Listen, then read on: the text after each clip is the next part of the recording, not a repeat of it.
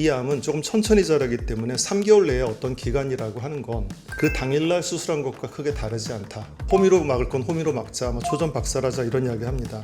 그래서 가장 적절한 시간은 빠르면 빠를수록 좋다입니다.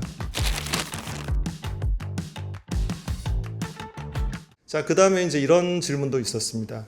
미분암, 역형성암인데 설명 치료 가이드를 보자. 네, 설명된 걸 본 적이 없다는데 제일 위험한 암이고 빈도수는 낮지만 가장 위험한 인간암 3가지를 꼽으면 3위 안에 꼭 듭니다. 1, 2위를 췌장암과 미분화 갑상선암이 다투고 있어요. 그 정도로 위험한 암이고요.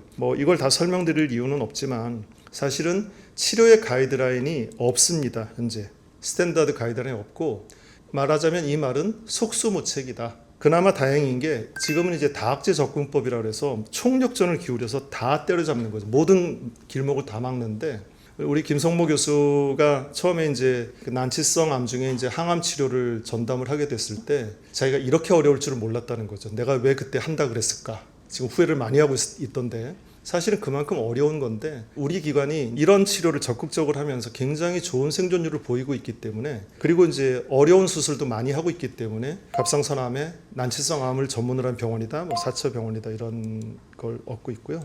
마치 저는 이제 팔괘진 같다 이렇게 표현합니다. 그래서 모든 걸 전방에 마크해야 된다 이렇게 하는 거고요. 이제 추적 관찰 관련인데 전절제했는데도 재발이 됩니까? 이거 궁금하시죠? 갑상선을 어디서 재발해? 임파선이 재발합니다. 그리고 폐에 재발하게 되고요. 자, 이 질문은 미세전이 재발에 대한 두려움이 큽니다. 다 뛰었어. 근데 보통은 잡아내려는 노력을 계속하게 됩니다. 근데 이제 그 원격 전이는 조금 두 가지 암이 다른데, 이 질문에 대해서는 폐로 전이가 그 분화갑상선암에서는 제일 많이 가고요. 그다음 뼈, 간, 뇌인데 수질암은 간이 1번으로 나옵니다. 그래서 간에 대한 조사를 많이 하게 되고요. 전이와 재발은 그럼 어떻게 다를까요? 이런데 혹시 가보신 분 있나요? 요 포인트가 요 세 나라가 라오스하고 타일랜드하고 미얀마가 경계 국경인데 요 물 위에 있기 때문에 어디가 어딘지 잘 모른답니다. 그리고 여기는 요 집은 벨기에하고 네덜란드 사이에 있는 집인데 어디에 있는 집일까요? 이 국적은 어딜까요? 이 집은 더구나 문은. 그러니까 경계가 굉장히 모호합니다. 두 가지가. 자, 이제 재발을 한 경우에는 이 재발 부위가 전이로 인해서 재발된 부위인 거죠. 대부분.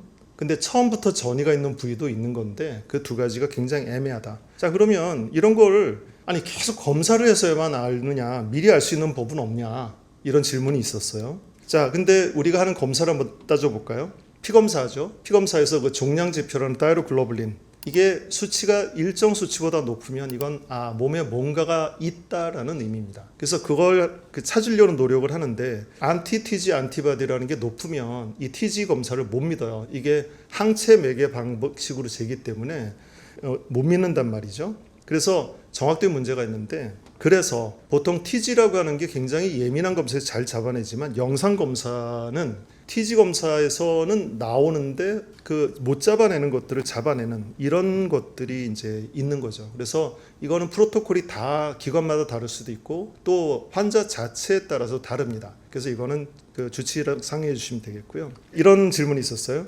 TG 수치가 1점대 후반인데 추가 동위험소를 지금 안 하고 있어요. TG 수치를 낮추기 위해서 내가 할 수 있는 방법은 뭐가 없습니까? 죄송하지만 없고요. 근데 물론 저는 이렇게 이야기합니다. TSH 서프레션이라는 거 하는 갑상선 기능 항진을 시켜서 계속 억압해 나가는 건 얘가 또 준동하지 않도록 만들어주는 효과가 있기 때문에 약을 잘 먹을 것 한 가지가 있고, 또 하나는 체력 관리라고 하는 거는 언제나 중요하니까 그렇게 생각하면 되고요. TG가 늘 똑같지는 않습니다. 이게 왔다 갔다 합니다. 그래서 저는 밴드로 파악하자 그래요. 왔다 갔다 하는 진동의 폭이 있는데 이게 밴드로 파악했을 때 쭉 직선으로 가거나 디클라인 하면 이건 좋은 겁니다. 근데 얘가 계속해서 이렇게 해서 밴드가 올라가고 있다. 이거는 뭔가 문제가 있다는 걸 의미하죠. 자, 그래서 이 질문도 제가 놀라웠는데, 갑상선 글로불린 항체, 안티다이로글로불린 안티바디인데요. 이게 367이다. 도대체 나는 왜 높으냐? 자, 이거는 사실 원인은 잘 모르는데요. 자기 몸에서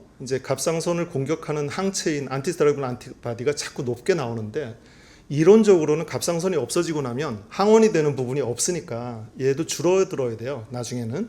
근데 안 줄어드는 이유에 대해서는 썰이 한 12가지가 되는데 그 어떤 것도 힘을 받고 있지는 못합니다. 그래서 정상으로 낮추는 방법은 사실은 없는데 최근 들어 이건 비공개 자료일 수도 있지만 제가 이제 셀레늄이라는 거를 좀 처방을 하면서 보니까 상당히 이제 이런 효과가 좀 있구나 하는 거에서 제가 아직 뭐 초반이니까 그걸 말씀드리긴 좀 어렵지만 그런 것들이 나중에 나온다면 말씀드리겠습니다. 자, 그래서 약 복용 관련은 언제나 전통적으로 질문이 많습니다. 자, 약을 깜빡했다. 나중에라도 복용할까? 그 나중은 저는 서너 시간까지는 이제 드시라고 하는데 그거보다 더 넘어가면 드시지 말라고 합니다. 그 다음날 2배 먹는 거 저는 반대하고 있고요.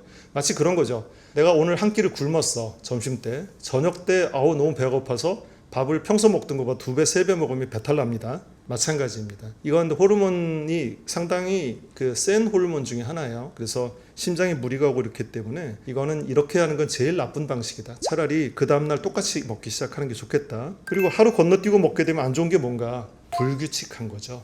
호르몬은 어느 정도 규칙성이 중요한데 들쑥날쑥하는 건 별로 좋은 방식이 아니라는 거죠. 신지로이드 부작용에 대해서 속 시원한 답을 들은 적이 없다. 그런 이유가 있어요. 딱히 말씀드릴 만한 부작용이 없거든요. 이제 그 신지로이드는 우리 몸에서 생성되는 호르몬과 똑같은 성분입니다. 그 자체가 부작용이 있거나 독성이 있는 건 아니고요. 다만 기능 항진을 유지하기 위해서 쓰게 되면 기능 항진에 의한 부작용이 있는 거죠. 그러니까 자신의 갑상선 상태에 따른 부작용이지 약 자체의 부작용은 아닙니다. 생수로만 먹어야 되냐? 저는 이게 T는 잘 모르겠는데 저는 괜찮다고는 알고 있습니다. 저도 약 먹는 게 좀 있거든요. 제가 생맥주랑 먹으면 옆에서 다 질색을 하는데 저는 그래서 제가 할 말은 없는데 그냥 웬만하면 그냥 물로 드세요. 보리차도 괜찮고 괜찮습니다. 다만 우유는 안 됩니다. 우유는 다른 어떤 약도 흡착을 시켜서 흡수를 좀 방해하기 때문에 우유, 두유 이런 거 말고요. 맥주까지 괜찮습니다. 자, 하루에 한 번만 먹으면 어떻게 하겠느냐. 용량에 따라 달라요. 용량이 스플릿 도즈가 된 거는 그러니까 아침 저녁을 먹으라는 건 하루에 먹어야 되는 용량이 너무 크기 때문에 한 번에 먹으면 이렇게 막 두근거리고 부대끼는 사람들이 있습니다. 근데 또 안 부대끼는 사람들은 한꺼번에 먹어보라고 합니다. 근데 대부분은 이 정도 용량이면 부대끼는 게 예상돼서 나눠서 먹으라고 한 거고요. 자, 갱년기 때 그 갱년기 자체에 영향을 미치지는 않지만 이런 거죠. 기능 항진을 유지해야 되는 사람인데 갱년기가 왔어요. 그럼 두 가지 증상이 거의 비슷하거든요. 몸에 열이 나고 덥고 이런 증상들이 비슷하고 감정이 기복이 심하고 하니까 두 가지가 겹쳐져서 조금 더 힘듭니다. 그래서 그 서로 영향을 미치는 호르몬은 아니나 상태에 따라 좀 다르겠다 이런 거고 영양제 이야기가 많이 나왔는데 아까도 누가 질문을 하셨는데 나이가 나이인지라 뭐 먹으면 안 될까요? 삼시세끼 밥이라고 말씀하지 마세요. 이거 제 환자 같아요. 누군지 잘 모르겠지만 왜냐하면 제가 그런 이야기하면 말도 안 되는 소리 하지 마라. 뭐 그걸 왜 먹냐. 그리고 젊은 사람이 물어보면 당신이 지금 몇 살인데 나이가 이렇게 젊은 사람이 왜 먹냐. 뭐 이래서 제 이야기만 들으면 절대 아무것도 못 먹을 것 같거든요. 근데 사실 삼시세끼 밥이 맞아요. 맞는데 간혹 아까 영양사님이 딱 대답을 잘한 것 같습니다. 부족해서 먹어야 되면 먹는 게 옳다. 우리나라 사람들은 보니까 제가 비타민 D 검사를 최근에 하기 시작했는데 비타민 D가 엄청 낮습니다. 30분 넘어야 되는데 30 넘는 사람 몇 없어요. 심지어 10몇까지 떨어져 있는 사람. 그러니까 햇빛 거의 안 보는 사람이죠. 그러니까 우리나라의 식단은 비타민 D와 칼슘이 적은 식단이고 게다가 햇빛 보는 걸 너무 싫어하고 그러니까 이제 낮을 수밖에 없는데 그럴 때는 비타민 D 먹어야 합니다. 이제 저는 이걸 답을 드리기는 좀 어렵고요. 꼭 추천. 진짜 정말 질문이 많아서 요새 저희 스승님께서 참 좋아하시던 약이 몇 가지가 있는데 그게 이제 글루타치온하고 셀레늄 이런 약을 참 좋아하셨어요. 그래서 그게 좋다 이런 이야기를 하셨는데 저는 노 코멘트 하겠습니다. 종합 영양제 추천받으면 저는 이렇게 요오드 포함된 건 하지 말라고 합니다. 그러니까 요오드가 포함되지 않은 걸 좀 먹었으면 좋겠다 이런 이야기를 합니다. 칼슘제 뭐 둘 다 드셔도 되고요. 이제 중복되는 게 아니라면 성분을 한번 보세요. 성분을 보셔서 어떤 칼슘 약에는 비타민 D가 포함된 칼슘 약도 있습니다. 근데 뭐 비타민 D를 또 먹으면 비타민 D는 이제 많이 먹으면 독성이 있습니다. 그래서 많이 먹으면 안 되고요. 기타 질문 마음 살피기도 해주세요. 이게 일단 암이라는 걸 진단 받았을 때 충격 그리고 그 주변 사람들의 관계에 대해서 저는 그렇게 환자를 위로하는 타입의 의사는 못 되고 되게 까칠하다는 이야기를 저희 스승님한테도 너 너무 까칠해서 환자들한테 너 그러면 안 돼 그리고 맨날 야단 듣는데 저는 제가 할 일은 정확한 정보를 드리는 거고 그러나 이제 의사가 수술할 수 있습니다 라는 말을 했을 때는 이거는 치료할 수 있다는 뜻이에요. 우리 스승님은 이제 그런 타입이에요. 이게 위로하시는 마음 따뜻한 의사예요. 그래서 할매 내가 낫게 해줄게요. 저는 그런 자신은 없고요. 그래도 같이 싸웁시다라는 이야기는 합니다. 그래서 같이 싸우면 충분히 승산이 있고요. 의사가 수술합시다라고 하는 순간 이건 희망이 있구나 라고 생각을 하시면 좋겠습니다. 그래서 5년 지나니까 슬슬 이제 신경이 안 써진다. 5년이라고 하는 걸 우리가 타이트하게 보는 이유는 암이 재발하면 5년 내 재발이 제일 많습니다. 그래서 5년을 타이트하게 보는 거고요. 그 중에 2년을 더 타이트하게 보죠. 근데 5년 지나면 이제 조금 안심해도 되는데 그렇다고 해서 방심은 안 됩니다. 갑상선암은 10년이 지나건 20년이 지나건 방심하면 재발할 수 있습니다. 이 아까 질문 나왔던 거죠. 같이 먹어도 됩니다. 그 치료용의 용량이라면 뭐든 먹어도 되는데요. 갑상선 기능이 아까 살 빠지는 효과가 있다고 이야기를 하셨는데 기능 항진이 되면 칼로리 소비가 굉장히 많아요. 연로 소비가 많이 되기 때문에 칼로리 밸런스만 맞춰도 살이 좀 빠져야 정상입니다. 근데 여기서 살이 빠져서 오면 이게 보통 남성들은 살이 좀 빠져서 오고요. 여성들은 살이 좀 쪄서 오는 경향이 있는데 우리가 이제 남성들도 그렇고 여성들 근무하는 사람이 있겠지만 상대적으로 먹을 게 조금 멉니다. 남성들은 배고파도 그 시간에 잘 안 먹거든요. 근데 배고플 때 다 따라 먹고 그러면 칼로리가 오버돼서 살찌는 거고요. 만고불변의 진리가 먹는 칼로리가 쓰는 칼로리보다 많으면 살이 찐다예요. 이제 신지 먹으면 뱃살이 불어나는 거 맞겠죠. 반대입니다. 애석하게도 술 음식 상식선에서 움직이면 되는데 술이 좋을 건 없고요. 그런데 이제 한두 잔은 굳이 그렇게까지 생각할 필요는 없다. 이것도 놀라운 거였는데 비정형 세포라는 진단이겠죠. KT라드4에 둘 다 인터메디트라고 하는 거고요. KT라드 진단은 영상의학에서 초음파가 그렇게 보인다라는 진단이고 그걸 바늘로 찔렀더니 비정형 세포가 나왔다. 이런 진단인 거죠. 비슷한 카테고리인데 하나는 영상의학적 진단이고 하나는 세포의학적 진단이다. 자, 칼슘약 먹었더니 살이 쪘다. 아니거든요, 이거. 역시 그 외 걸 많이 드신 겁니다. 자, 그 다음에 이제 부갑상선 이식에 대한 질문인데 이게 지금 제가 하는 메인 토픽 연구인데 열심히 연구하고 있습니다. 아마 조만간에 좋은 소식이 있을 것 같습니다. 자, 그래서 제가 이런 질문들을 보고 하면서 제가 느낀 건데 제가 친한 히토시 노구치가 일본 교과서에 챕터를 쓰면서 이런 이야기를 했어요. 스탈린, 우리가 아는 스탈린입니다. 스탈린이 옛날에 이런 말을 했다. 한 사람이 죽으면 비극이지만 이게 그 수백만이 죽으면 그건 통계일 뿐이다. 스태티스틱일 뿐이다. 근데 아까 이용상 교수가 그런 말을 했죠. 한 명을 더 살리기 위해서 더 해야 된다. 의학이 지금 요새 그 제일 문제가 뭐냐면 퍼센트를 가르치고 피밸류를 가르쳐요. 그리고 진짜 이게 피밸류라고 하는 건 이거하고 이거가 같을 수가 없거든요. 근데 피밸류는 같아요. 자, 그래서 우리가 피밸류를 너무 신봉하는 거는 사실은 정말 큰 문제가 있다 이렇게 생각을 해서 하나라도 더 살리기 위해서는 이제 노력을 해야 되고 포기하지 않을 거고요. 사실 굉장히 어려운 이야기입니다. 그래서 제가 잘 써먹는 이건 동양권 이야기하면 굉장히 박수 받는데 이런 이야기입니다. 깃털을 드는 게 힘 있는 게 아니고 해와 달을 보는 게 눈이 밝은 게 아니고 뇌성을 듣는 것이 밝은 길을 하지 않는다. 당연한 걸 하는 거는 그냥 당연한 거예요. 진정 어려운 걸 하는 게 용기고 진정 어려운 걸 하는 게 정말로 우리가 극복해야 될 대상이다 이렇게 생각합니다. 자, 경청해 주셔서 감사합니다.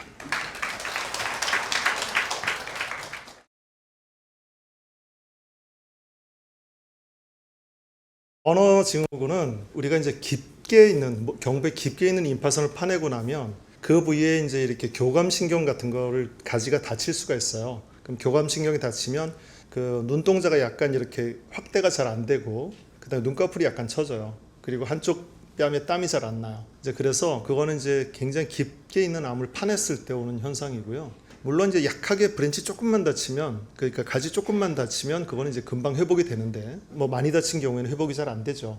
불편하긴 한데 그거는 어쩔 수 없이 오는 현상도 있습니다. 자, 이거는 이제 혼란을 야기한 건 우리 의사들 군들 중에 있는데 어떤 분들은 이제 유방암을 전공하는 분들이 갑상선암을 같이 하는 분들이 있는데 유방암은 똑같이 본 거예요. 유방암에서는 이제 호르몬 치료를 5년만 한다 이런 기준들이 있고요.